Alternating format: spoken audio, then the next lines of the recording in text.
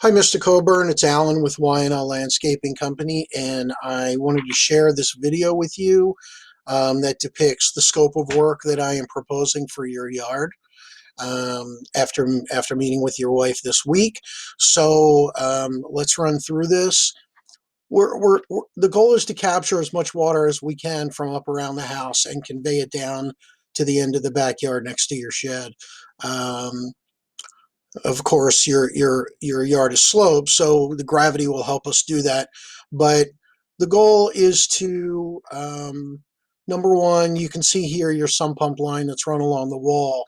The goal is to just run that down and bury it, run it subsurface over to here, and tie it in with this downspout line with the proper tie-in, and run everything all the way to the backyard next to the shed and daylight it on the back corner of the slab that you have for your shed. A few other features here. Let me see if I have pictures to depict everything. We talked about not burying this pipe that you put in that comes along here. There's things that run under the ground there, and it's kind of a tight spot. Be a little bit of an expensive hand dig. So we thought we would not do that, but to capture that pipe before the fence in this area,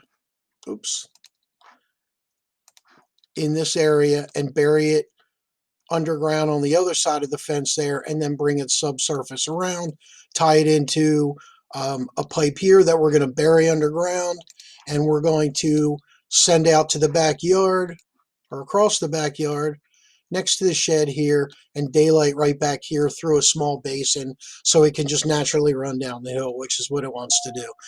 I also suggested we put a French drain along the front of the shed here to capture any groundwater or surface water that could potentially undercut the slab.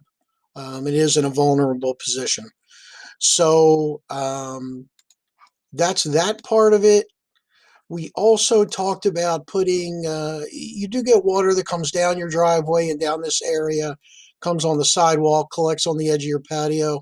Thought it would be a good idea to put a French drain here that can capture water instead of letting it build up in this area and puddling. It'll help it drain, and then we would just run a pipe over to that main that we're running down in this direction and connect that in. You can see here, we also talked about removing this these wood pieces that supported your old shed. You know, we want to bury a line here, so we would kind of excavate this a little bit and put in some soil and seed to stabilize this. So that captures, the rest are just measurements, but that captures the scope of the work. I hope you find this video helpful, and please review the proposal and then reach out to me with any questions and let me know how you would like to proceed. Thank you.